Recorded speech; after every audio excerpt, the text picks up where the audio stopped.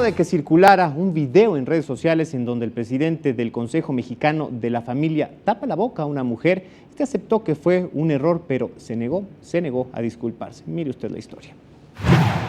En una actitud agresiva e intolerante, Juan Dabdub, presidente del Consejo Mexicano de la Familia y uno de los más férreos opositores al matrimonio igualitario y la adopción homoparental, tapó la boca de una mujer que lo increpó mientras atendía una entrevista con medios de comunicación sobre el propósito de la gira del Autobús de la Libertad. El presidente del Consejo de la Familia, institución que tiene entre sus principios plasmados en su portal de internet el actuar sustentado en una ética sólida, demostró no tener más argumentos que la violencia. Con este tipo de contacto físico no consentido, Dabdub mostró de esta forma su incongruencia con el Autobús de la Libertad, al tratar de impedir que una persona se exprese precisamente en libertad. Atentó contra la equidad de género y mostró su falta de respeto para con los demás, mismo que pide para el Autobús de la Libertad, que ha sido blanco de protestas en diversos puntos del país. Luego del incidente, el presidente de Confamilia hizo público un comunicado en el que reconoce que su acción fue un error. Sin embargo, se mostró renuente a ofrecer disculpas, pues de manera arrogante consideró que no era necesario.